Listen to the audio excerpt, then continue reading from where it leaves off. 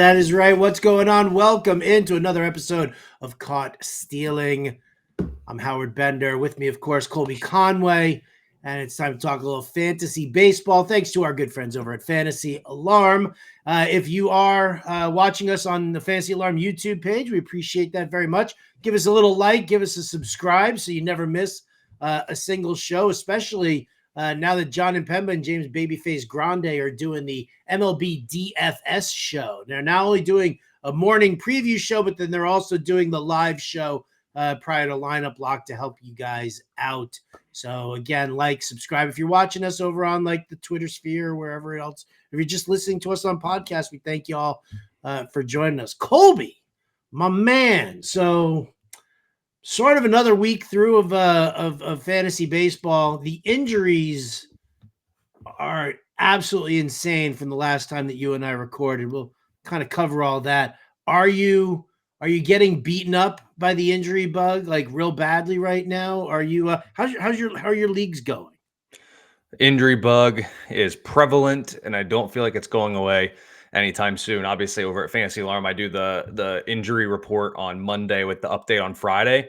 And based on the laundry list of players we have here, I was like, this is all like recent since the time I published the article Monday morning. It's like a whole new gaggle of guys are now on this list. And like, I'm just sitting here looking at it like I'm gonna have to start writing the Friday update article tonight to be able to get all the players on it before it posts. My league's pretty beat up. It has been a very, very, very slow start. All the time I spend in Discord telling people, be patient with these guys. Be patient. I am being tested. I am being tested in my own teams. Like someone, you'll see it in the Discord of like, hey, is this person worth a drop? And I'm like, hey, come on now. And then I look at my team and it's like, actually, you know what? I feel that. I definitely feel that right now with these teams. So we're definitely in a little bit of a doom and gloom right now, but it's early. And of all of the fantasy sports, baseball is the marathon, not the sprint. Totally. And teams that aren't being hit by the injury bug right now, just wait, because it'll come. But I mean, you're right. When I was writing down, so I was going through, I went team by team, and I was just looking for recent stuff. This wasn't like I was like looking at the date of the, of like the injury that took place.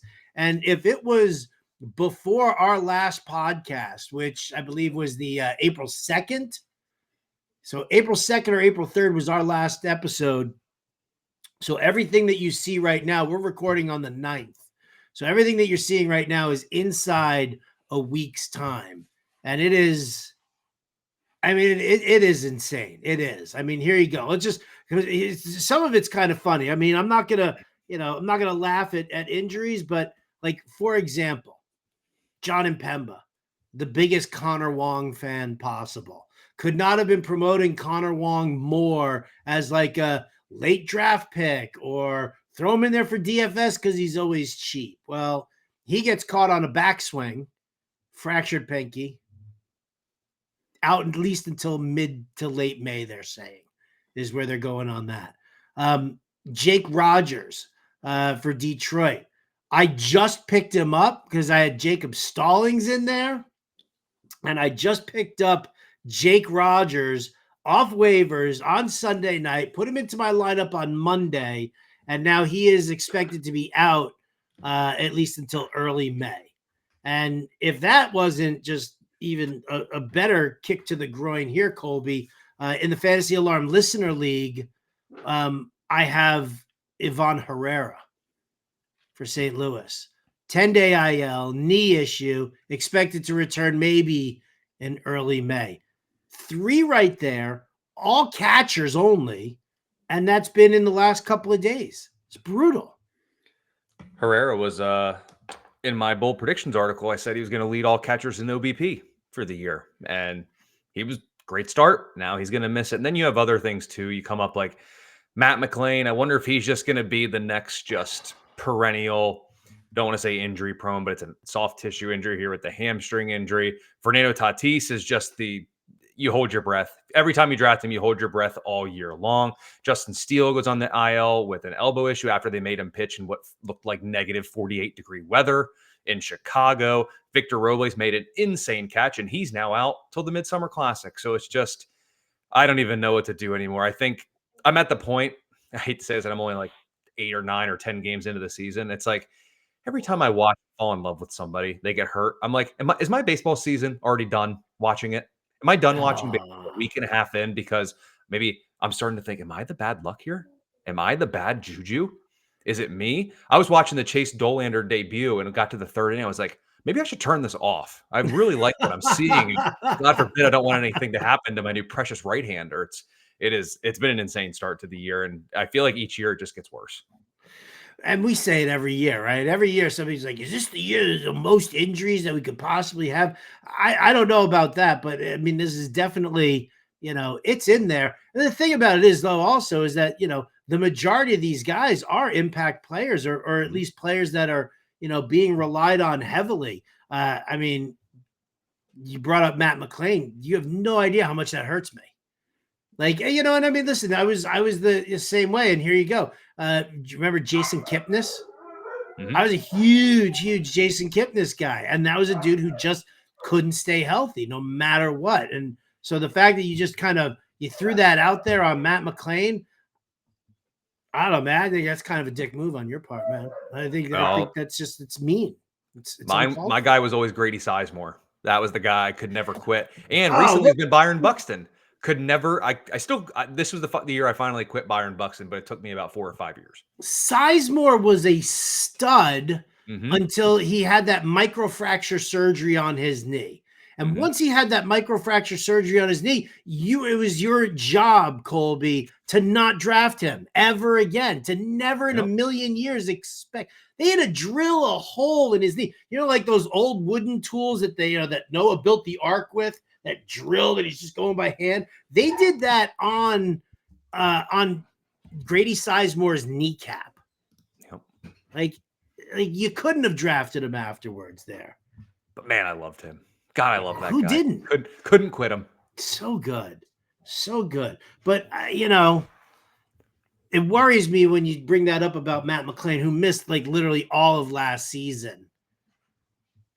And now, well, and it gets worse, people. So let's just let's roll through the positions here just to make everybody sad, everybody depressed. Maybe we'll find some sort of like waiver darling in the middle of this pile of rubble that we're getting right now. So those were the catchers.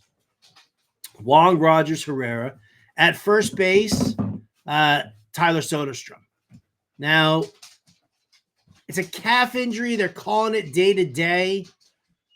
You're an athlete. You're athletic. I mean, calf injuries tend to be one of the worst because the only way that you really like stop the calf injury is just rest and not walk on it. Get into it like a walking boot or something like that.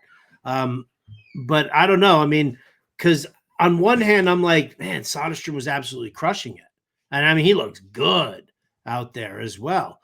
Shame he doesn't have that catcher eligibility anymore. But as good as he looks, Nick Kurtz down on the farm looks insane. Yeah, and I mean, it's one of the things if they'll bring Kurtz up. I wouldn't be too concerned with Tyler Soderstrom's calf. I mean, maybe they sit him for a couple of days. I think if he pinch hits, and we're recording this on Wednesday, if he pinch hits in the next couple of days, I wouldn't really be too concerned about it. Speed's not the name of his game anyway. Mm-hmm. I would love to see the Athletics call Kurtz up and figure it out in the lineup and just have all of these mashers in there. And the A's are going to be this team where, like, if you go against them in DFS, you very easily could have 13 strikeouts and 7 shutout innings against them. Or like we saw with Dylan Cease, you can get rocked against them. They're going to be. I think they'd be so fun if they brought all those guys up. But I'm not too worried about Soderstrom. We'll talk about him. We'll talk about him a little bit later. I don't know if I'm rushing to the waiver wire for Kurtz just yet. If you have a spot and you want to take a flyer, go for it. But shallower leagues, I don't think I'm there yet. I'm not sure if they'll give him the call. It depends on how shallow the league is. You're right. You're right. Like if it's a 10-teamer, then no, I'm not going to stash him away. Although I don't know, maybe I might stash him away in a 10-teamer just to see, because chances are is that if I'm drafting in a 10-teamer, my offense looks ridiculous right now. But yeah, it's kind of funny, talking about that on the Fantasy Alarm show about stashing certain guys like that. Kurtz, the big three for me right now are Nick Kurtz, Roman Anthony, and Bubba Chandler. Yep. Like and the thing about it is like, yeah, I don't know what you do with Kurtz because you can't move Soderstrom anywhere else, right? You can move him. I mean, if you moved Brent Rooker over to the outfield, if you just kind of sacrifice a little bit of defense and threw Brent Rooker into left, maybe you can you can DH have Soderstrom and Kurtz just kind of flip flop back and forth there at DH and first base. Maybe that's the move to make. But yeah, I don't. You like JJ Bleday's defense in center, and you like Lawrence Butler over there in right field. So I don't know, why does Rooker suck so much in the outfield? He just needs to figure it out, or the A's just need to say screw it. We're going to put the best mashers, our best hitters out there, and say screw defense. Who cares? Right. Well, I mean, we're playing in a minor league ballpark right now. Everybody's hitting for, like it's crazy. What was it? It was like 16 runs in 37 innings or something like that was the I don't know. Matt Sells it sent me the numbers in a message. It was just kind of talking about Sacramento, just how that ballpark is. Going to be interesting. Yeah, I mean, I like that. Right. I wouldn't mind seeing Kurtz get in that lineup somehow. I mean, yeah, let's get rid of Andujar. Let's put Rooker in the outfield and say, you know what, don't worry about it. Just let Butler and Bleday run everything down. Let's just get the mashers out there. And hey, with a big enough lead, defense doesn't matter, baby. That's it. But Home I mean, run. that's what I said about the Red Sox too. I was like, just sit Trevor Story and let Ceddanne Rafaela play shortstop. And then, either Wilyer Abreu or Jarren Duran can play center, but Craig Breslow loves Ceddanne Rafaela in center field so much that you're never going to see Roman Anthony, which is a little bit of a disappointment. And Bubba Chandler, oh, dude. Let me ask you this, because you know what? We'll sidebar on the injuries here for a brief moment to let Colby Conway complain about Bob nutting and the way that everything is kind of running out in Pittsburgh right now.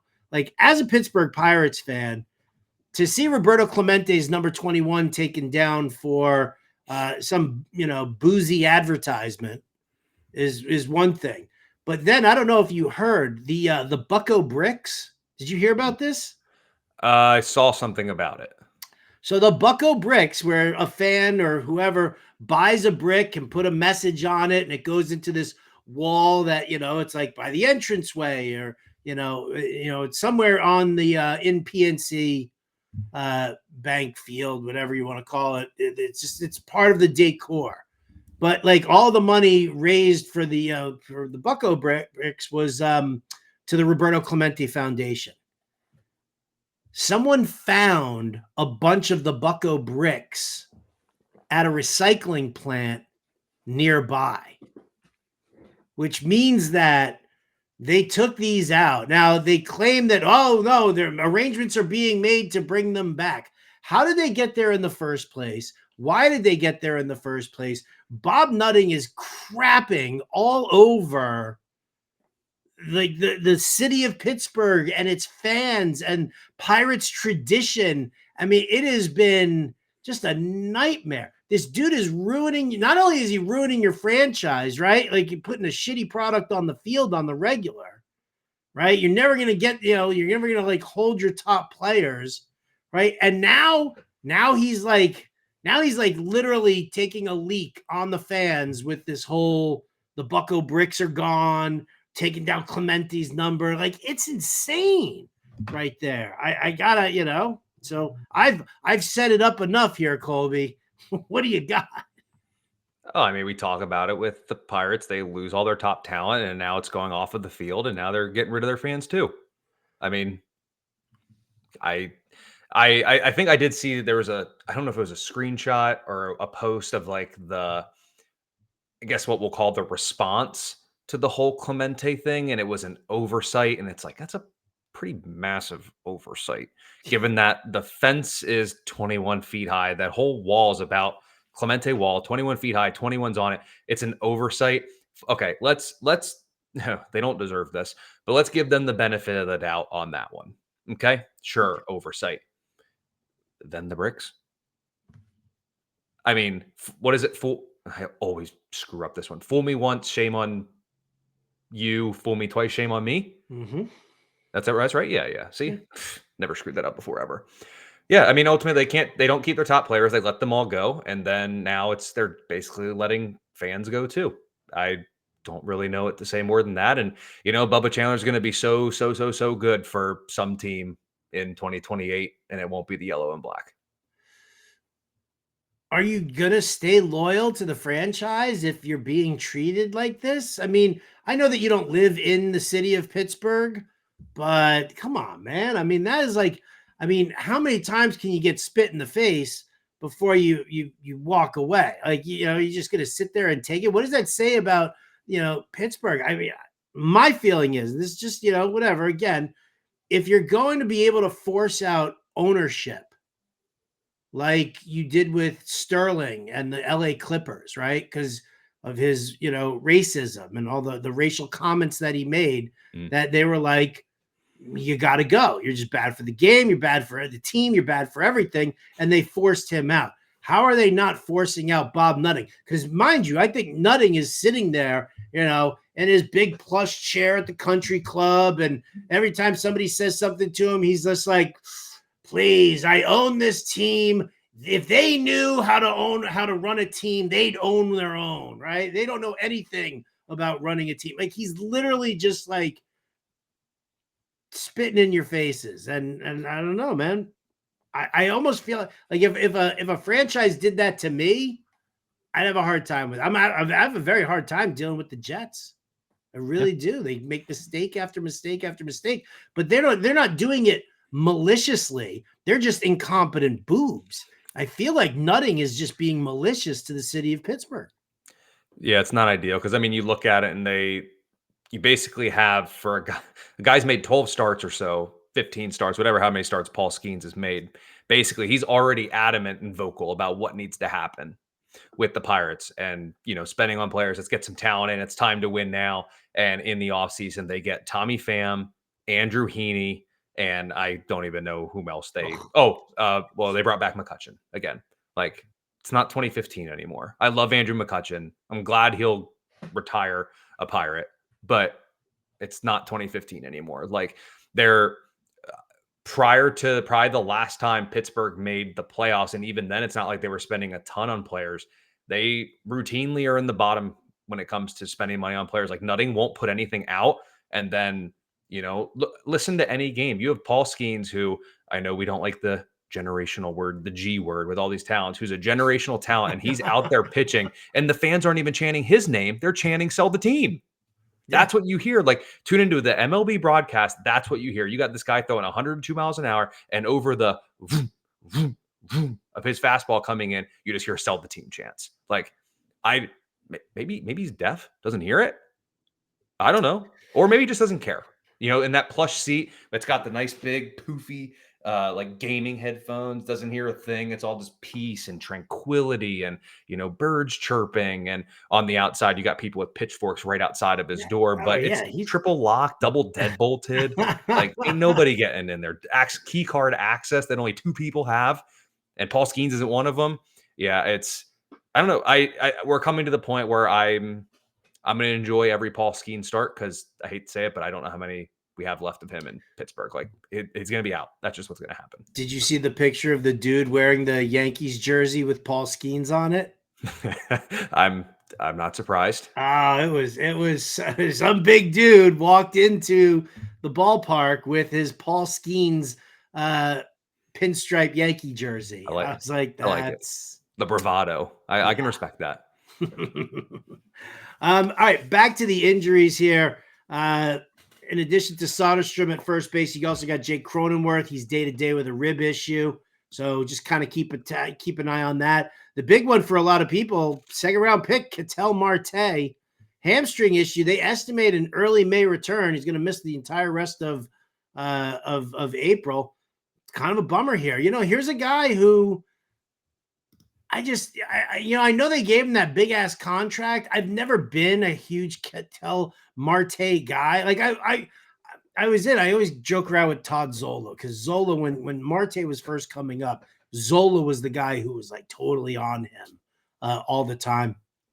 And I was fine with it, but he doesn't steal any bags, right? So that aspect is gone, and I just don't see him like powering up anymore. I don't know. I don't see him as a 30 home run bat to begin with. Yes, there are, moments where, in 2019 when everybody was popping home runs because they used a golf ball instead of a baseball. But now him missing a basically a month here, bumps him down even more for me. Yeah, I mean, if you look last year, did have the 36 home runs. I think you and I both agreed on a pod before the season that he wasn't getting there again. The power was going to regress a little bit. And I mean, he had 15 stolen bases between 2023 and 2024, but with a hamstring injury, like when he comes back, I mean, at this point, get 3 to 5. Call it lucky because they're going to ease him back in because while they're still scoring runs, that offense does not look as, I'll say, intimidating without him in there. Like he was a nice little compliment there right after Corbin Carroll in the lineup. I mean, now lately they got Eugenio Suarez is on a cold streak now. The hot streak has kind of passed him a little bit. So you're going to go in there at the bottom of the first inning with Carroll, Perdomo, and Pavin Smith. Like this lineup needs him back. Pavin Smith hit a home run today. Let's see him in there against lefties, and we'll talk about that more. But he doesn't play against lefties. I know exactly. He's got it made right there. Just plays half or a little more than half the time on the larger side of a platoon. But yeah, when he comes back, it's going to be, hey, just hit your doubles, hit a home run every now and again. Don't even worry about running. So I didn't like Marte at price, and it's not necessarily that the injury is going to derail him too much. It's just less at bats that he can get to accrue some of those stats. So yeah, definitely a blow for him in Arizona. Yeah, big time. Gleyber Torres, he's out with an oblique issue. He's expected back mid-April. Not expected to be too serious. Ryan Bliss was a guy who kind of came out from nowhere, grabbed that second base job, biceps tear. I mean, they put him on the 10-day IL, but there's no timetable for him. It kind of brings Dylan Moore back into the question, right? And I mean, see, this is what – see that, people? We don't need to do our own waiver wire segment. It all just kind of builds itself, doesn't it? Doesn't it? We'll talk hot and cold starts later on and buy lows and stuff like that. But your waiver wire talk comes off of these injuries. And Dylan Moore looks like he's going to be the top second baseman for this Mariners team now. And here's what you get with him. It's very cut and dry. He's going to run pretty well, going to give you some good speed. He can run into a ball every now and again. Like last year, he had 10 home runs, 32 stolen bases. He's also going to hit damn near the Mendoza line. He's going to strike out a good bit, probably closer to 30%. Right now he's down at 23%, but he'll be up at 30 in no time. But the nice thing is he has eligibility at damn near every position. I think he's got second, third, short, outfield. Like that is going to be so, especially if you're in daily leagues or even weekly, just the flexibility that he'll provide. And yeah, while Bliss is out, he's virtually unquestioned for at bat. So, I mean, he's going to be a pretty good waiver pick. And again, you can't underestimate that positional flexibility he provides. Dylan Moore, the poor man's Willie Castro. Just get ready for the 210 batting average if you're lucky. That's what you got to play Willie for. Castro. Well, I've got Willie Castro in every league where you have to, where you need daily roster moves. I have Willie Castro on every team because he qualifies at literally every position. The fact that he doesn't have catcher eligibility really bums me out. But I ended up drafting Hunter Goodman in that league there, where I end up doing that. All right. More second base trouble. Obviously, you said Matt McLean. Nolan Gorman, he's on the IL with a hamstring issue as well. So, I mean, overall, second base is just a disaster of a position. In the outfield, like you brought it up, Tatis, he's day-to-day with the shoulder. I mean, you watched him swing the bat, and you saw them grimace, and you were like, this is not the good kind of grimace, like Met fan grimace. This is like not really good. Like, hey, didn't I have shoulder surgery on this particular shoulder just a couple of years ago? Kind of grimace. And that I don't like that on the same day that you lose Jackson Merrill to a hamstring issue. This lineup's going to be ugly, like bad. Like you're going to have Arias, Machado, and if Cronenworth is going to be a little bit banged up, Tatis banged up, Merrill banged up, Gavin Sheets, Bogarts, Hayward, This lineup is going to be a DFS delight for pitchers here in the coming days if those guys are out for good. If especially those games in San Diego, Pitchers Park against a BS lineup where they're 3 injuries away from having to stick you and I in the lineup, that's going to be a really good spot. I'm gonna end up like betting Manny Machado's walks, right? Every single day, just over. He's gonna walk. I'm telling you, he's gonna walk. As long as Tatis and Merrill and maybe even Cronenworth are out of the lineup, do not do any total base bet with Machado because you are going to be in that horrible crowd that bets on total bases, and the guy goes, you go 1.5 total bases over. What does he do? 1 for 3 with 2 walks and hits a single, and you miss out. So, yep, take the walks on Machado and take the pitchers against San Diego because this lineup is going to suck. Definitely. More outfield injuries, and this is a big one here. This one hurts because got off to a decent start here. You were hoping that he was going to be, just the absolute stud that we expected him to be last year, and we saw it in the second half. But Wyatt Langford, just coming off of another home run game, boom, oblique issue. They say that he's expected back in late April. They're not expecting a long stint, but you always got to be nervous with the oblique. Obliques are very finicky. He's been off to a really good start, but now, small sample size, but last year was hamstring. This year is oblique. Again, not great here, so hopefully he's young enough and his body can recover and bounce back quickly. But if I were the Rangers, I would try to slow play him a little bit. Take an extra week to get him 100% back versus rushing to get the 80% version of him. Too long of a season to rush him back, and it's way too early.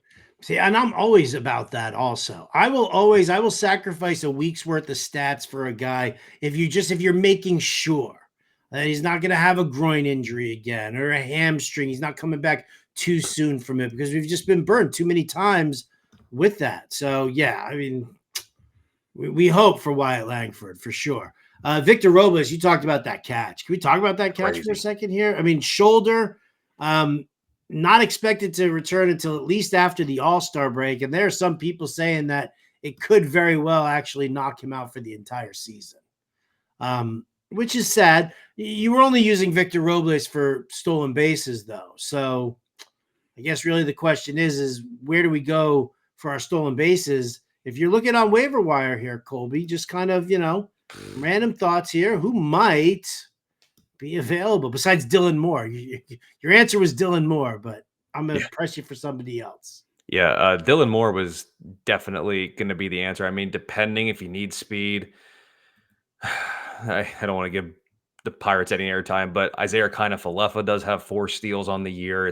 Again, he's maybe a little bit of average, but he can get you a little bit. I really hope the Angels can find at bats for Kyren Paris. I think he could be okay in terms of speed, but that dude hit a 3rd straight home run again today. I hope they keep him in. That's all I'm going to say. Hopefully they can keep him in the lineup. But yeah, speed's an interesting one out there. Looking through some guys here that could help you. Robles is already up to 3, but guys that are probably lower owned, you're looking at Isaiah Kiner-Falefa. Oh God, Tommy Pham has a couple of stolen bases, but he ain't giving you anything else. Depending on your leagues, someone might get sick of Dylan Cruz and cut bait a little bit too early. He could give you some speed. So I would keep an eye on what's going on in your leagues, but those are some guys I'm looking at, maybe even Brian Hayes for Pittsburgh as well. Pirates are running like crazy, so there's going to be some stolen bases there, but Kyren Paris is someone I'm definitely looking at too outside of Pittsburgh. Kyren Paris. What are we doing with that team there? All right, if you're even thinking about putting a fab bid in on Kyren Paris, obviously the price is just ridiculous, but he's getting that time in center field over Joe Adell, who, can never hit his way out of a paper bag, it seems. Does Kyren Paris become is he that guy? He's only 23 years old. Mm-hmm. Is he that guy who comes from literally out of nowhere to suddenly become a starter and like a legit player? I think so. There's some potential. You look at his track record in the minors back in 2023 at AA, 14 homers, 44 bags. Now, a high strikeout rate has followed him, so that does give me some cause for concern. This average that he's hitting at now is not going to stick. He's probably going to be a guy that's closer to, I'll be optimistic and say 240. perhaps, as he kind of settles into the year. But I mean, he's shown at multiple levels in the minors he can run. He can run into a ball every now and again. And I mean, let's be honest, the Angels need any sort of potent offensive weapon that they can get. So yeah, I think there's some viability here. He gets the outfield eligibility. That is nice. But ultimately, him just having second base is enough at that landmine of a position that's also dealing with injury. So, yeah, I think if Kyren Paris can stick in the lineup, if something were to happen, like if Rengifo, when he was missing a day or two, if he were to miss time, he was basically locked into at bats. But if the Angels are committed to giving him at bats, I'm gonna probably put a half decent bid on him at the very least. He's can run. I like the speed. While he's hot, I'll take advantage of it. And despite a high strikeout rate, he also has had a high walk rate. So I think if you're in an OBP league, you're definitely going to be looking at Kyren Paris. Beautiful. Other outfielders dealing with injuries right now. Lane Thomas dealing with a bruised wrist. He's day-to-day. Johnny DeLuca lands on the 10-day IL. He is expected to return late in April. Some pitcher injuries to pay attention to. Pablo Lopez, he's day-to-day with a hamstring issue. He just pitched on, I believe, Wednesday. Did not look great either, but suffering from a hamstring issue. Justin Steele on the IL, expected back at the end of April, but it's an elbow issue, and that's never fun to deal with. Zach Eflin, he's out until at least early May with a lat problem. Jack Leiter's got the blisters. Who was the guy? I can't remember who it was. I want to say it was from like the Mark Pryor era of a pitcher who had these catastrophic blisters on his finger. Every time he pitched, it got bad. And then his hand just looked atrocious with covered in blisters. Do you remember who I'm talking about? I do not. I want to say he was a Cubs pitcher. Let me Google it. Let me Google it right now. No, they're just giving me modern day ones. Somebody out there, I'll tell you what, you guys are sitting here watching the show. I'm trying to remember who it was. Was it like a Mark Pryor? Was it a Cubs pitcher? Somebody who just could not shake the blister problem super early in their career, completely derailed it. Maybe I'll give you a free month of the All Pro subscription. If you tweet at RotoBuzzGuy and at Colby R. Conway. There, right here, you see these little names right here. If you're watching on the YouTubers, tweet at us or email me at rotobuzzguy@gmail.com or hit us up in Discord over at Fantasy Alarm. Whatever it is, I need to know who this pitcher is so we can complain about him and Jack Leiter's blisters. Nestor Cortez just got a PRP injection into his elbow. Well, the Yankees really just screwed him up.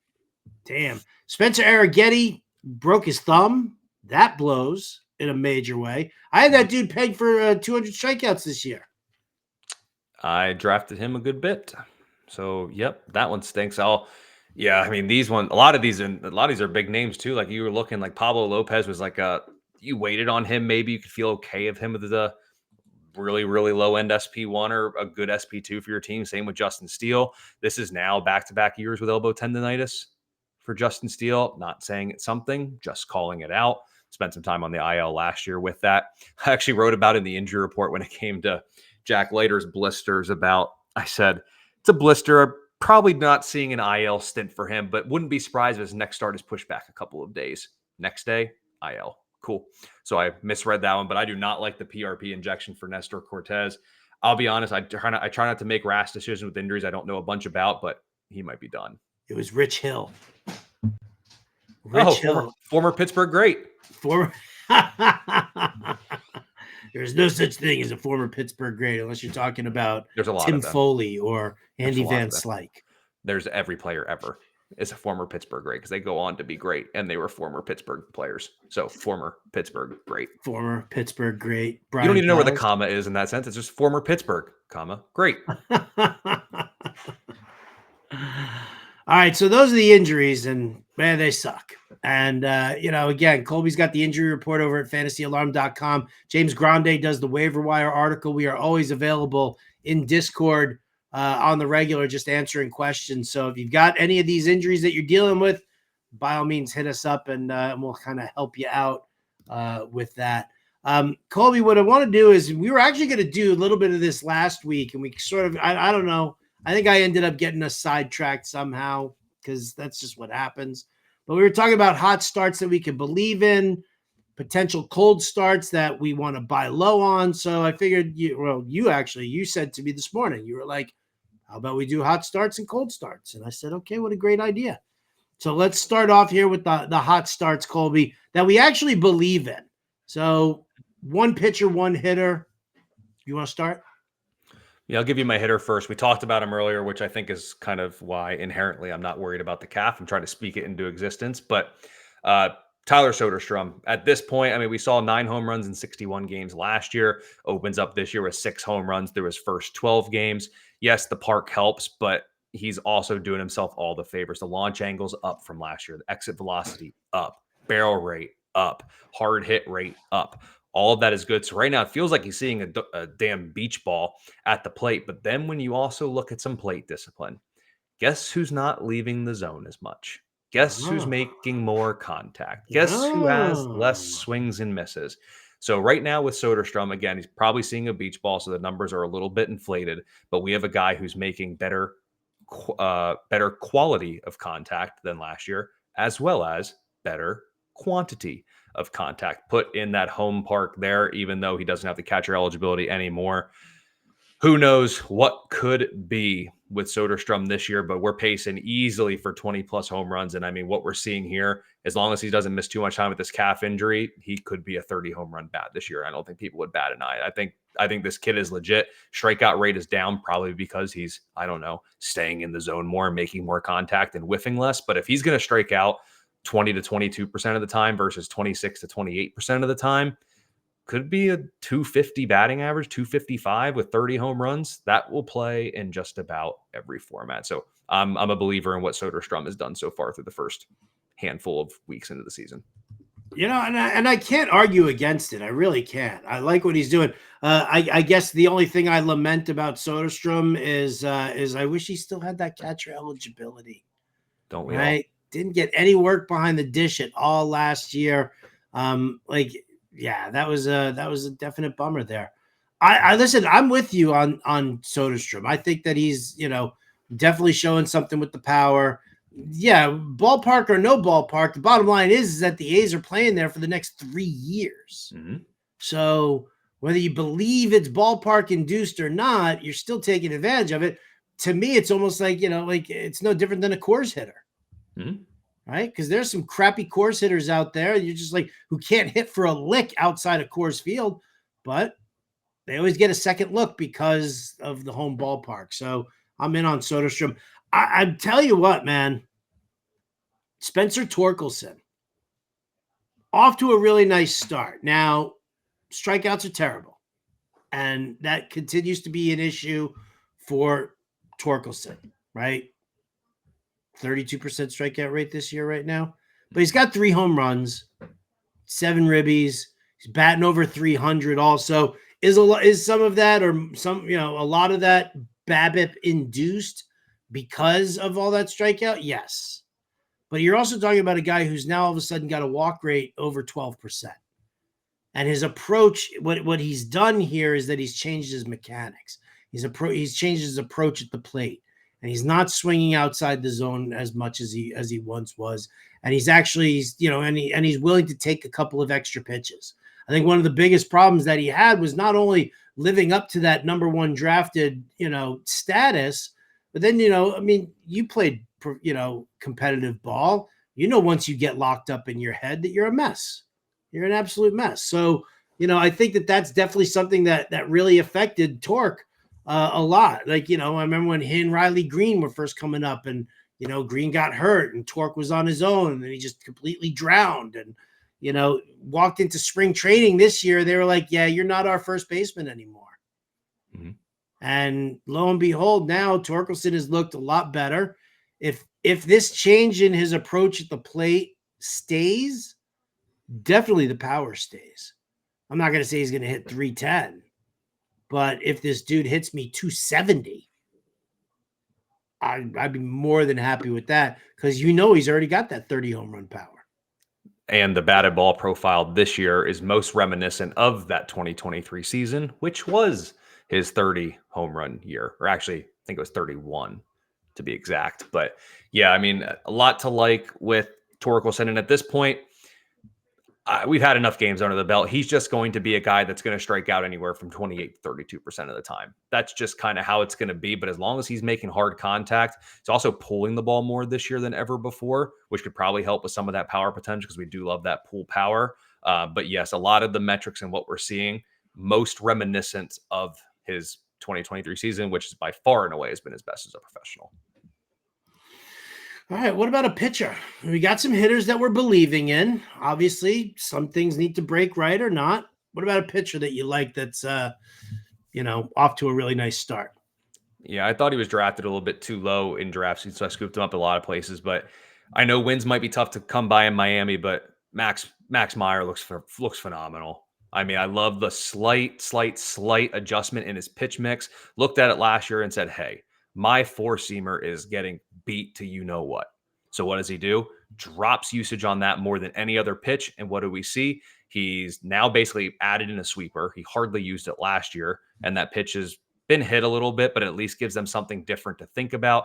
And the slider continues to be by far and away his best pitch. His changeup can also miss bad. So very slight switch to his pitch mix. But he's been phenomenal through 3 starts now because he actually started as the day that we're recording this. 19 strikeouts. The strikeout rate was lacking a little bit last year, but the strikeouts have been there. How much of that is by way of going against the Mets, Braves, and Pirates to begin the year? Some will say, but he doesn't make the schedule. He just toes the rubber every 5th day. So I'm really believing what Max Meyer is doing. I am a little bit concerned in terms, if we're going to look at the whole season, just how much of a workload he can handle. Because he didn't pitch. I believe he didn't throw in 2023, and then 2024 only handled a handful of innings. So a little bit worried long term, but right now I'm loving the start that Max Meyer's off to. Yeah, absolutely. He's just a good, solid outing. I do have a hard time trusting any Marlins pitcher. Sure. Just on the long haul there. But I mean, listen, because he's going to take his beatings. He's going to have his ups and downs, and it always does. It does affect somebody's mentality also if their team is just constantly losing. Mm-hmm. But yeah, I like what he's putting together there. My little hot start pitcher here is not somebody who I believe in at all. I just don't believe in Brady Singer. And and the funny thing is that you look from year to year, you figure what Brady Singer is all about, right? He's innings eater, pitched for Kansas City. Nothing tremendous. I mean, he's got good numbers in 2 out of the last 3 years, but he's also got, a really horrendous year. He's up and down. He's inconsistent. He introduced a cut fastball this year that he's been throwing a bunch. But I mean, when you add a cutter, don't you increase your ground ball rate? Like, you're talking about a guy who's gone from being like a 48 to 49% ground ball pitcher to like 35%.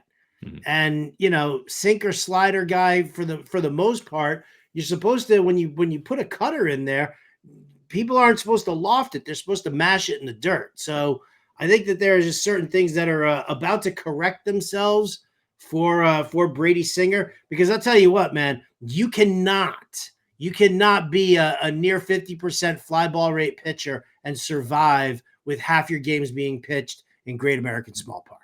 You're not going to. I don't necessarily know. Like, I can understand you introduce that cut fastball because your home games are in Cincinnati, but it doesn't seem effective. That's the problem. He likely added it because he needed a harder pitch that runs in on lefties, because lefties have always given him fits. Past couple years, it was lefties demolish him. But yeah, I mean, unless his cutter is, truly just on a horizontal plane and there's no kind of vertical depth or anything with that, yeah, you ideally would want some more ground balls on that. I mean, the early results have been solid. One thing that is interesting is he is almost nearly exclusively throwing it to left-handed hitters. So despite adding another pitch to the mix, he's basically staying a 3-pitch pitcher to both sides of the plate. Maybe 4 pitches to lefties if he's going to mix in his 4-seamer against them. But he needed something to combat lefties. But you're right. If you're going to allow that many fly balls, eventually it's going to catch up with you, especially at Great American Small Park. Yeah. So I don't believe in him. I don't know if and the funny thing is I have him in like 2 leagues, right? Because I see what you're doing.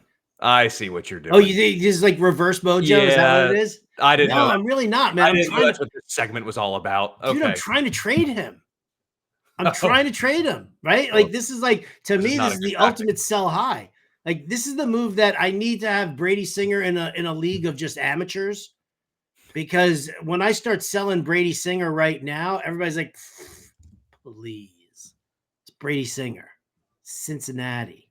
There's Just zero chance I'm buying in that. just clip any positive that we said about Singer, and just definitely clip out the part where you basically said that you're trying to sell high on him. We got to take that out, but send the clip around. Let everyone know that you're in on Brady Singer. And here, I'll clip it for you.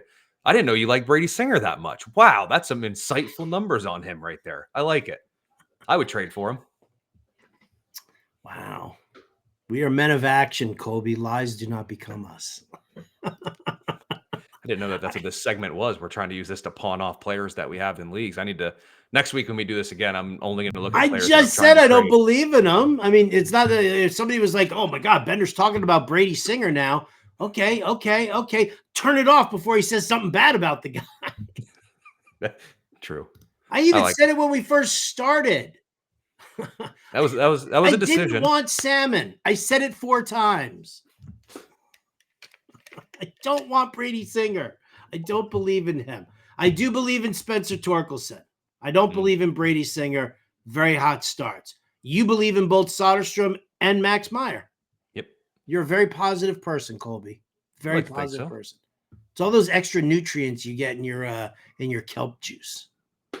Ooh, almost done with that one. No, we're done.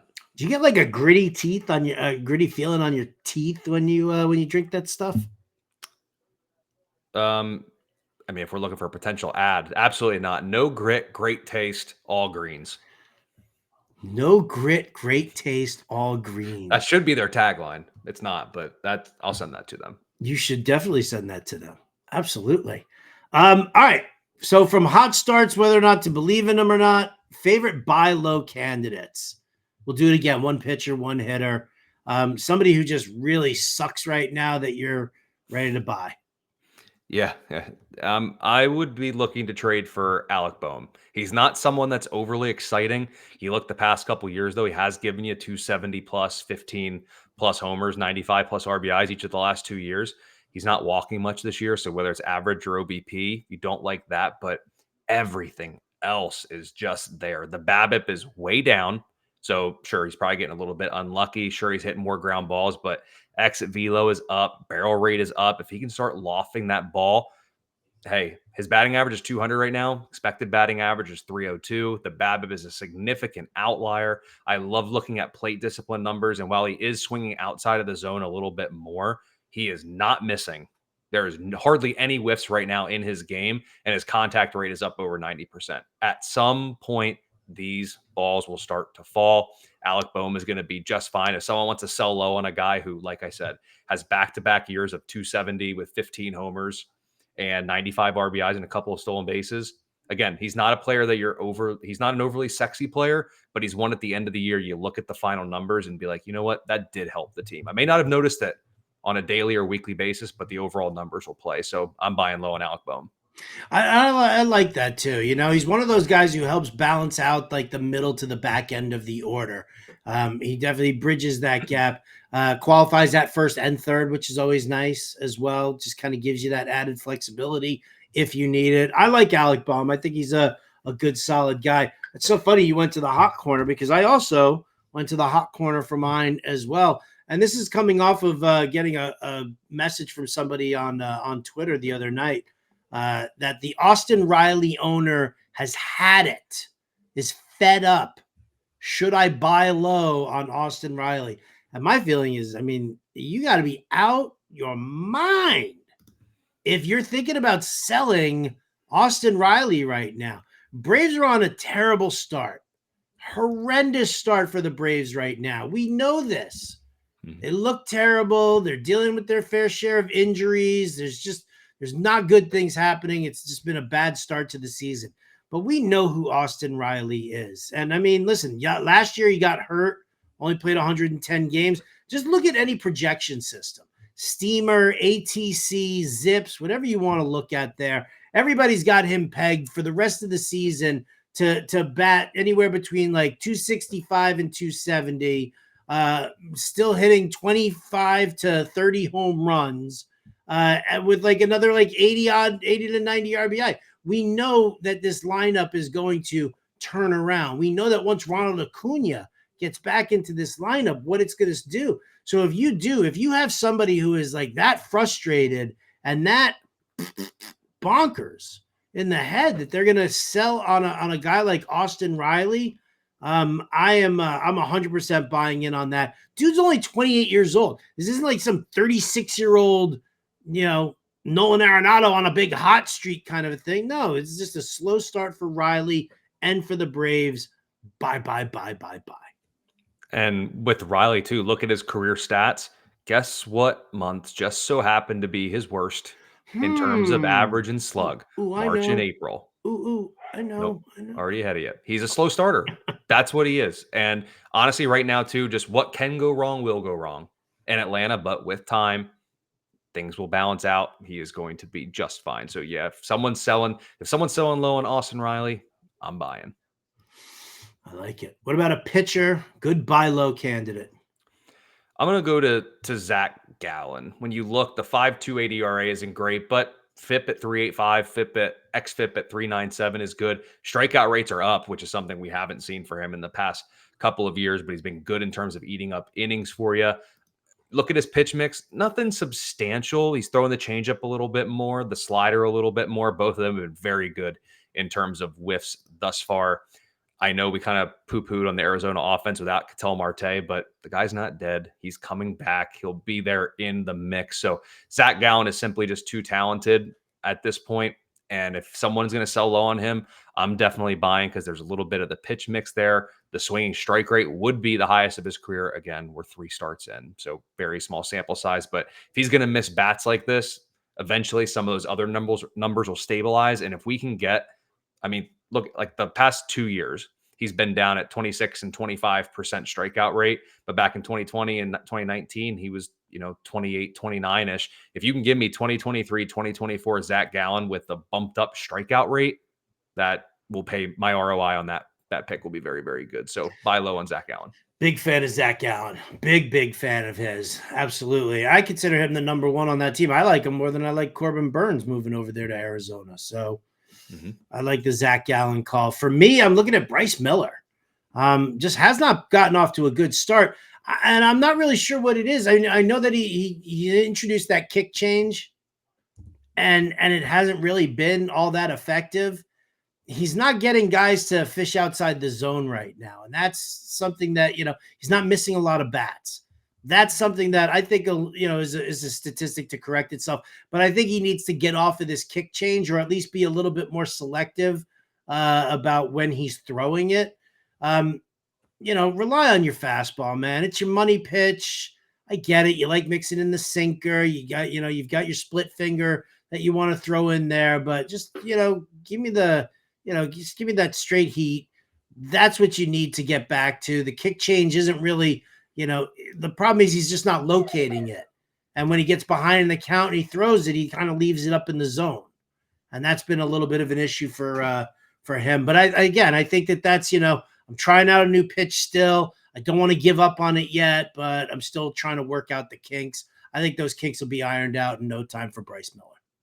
Yep. And it's one of those things too, where he's not in the zone as much. First pitch strike rate's down compared to past years. So as much as you want to let like his knuckle curve and other pitches shine, it's harder to do that when you have to throw the pitches in the zone to get strikes. So I'd like to see him get ahead of more hitters. And I think he'll be just fine with time, but at some point we might need to refine that pitch mix a little bit and go back to what was working, aka what he did in 2024. Yeah. I like it. All right. So there you go. A couple of buy lows, couple of players on hot starts, whether to believe it or not. Lots of injury news, lots of waiver wire stuff. I think it's been a complete show here, Colby. Look at us. Look at us just dazzling the world here with our elusive fantasy baseball knowledge. Elusive? Yep. It's not the right word. I'm all doped up on cold meds. You'll have to excuse me. No free ads.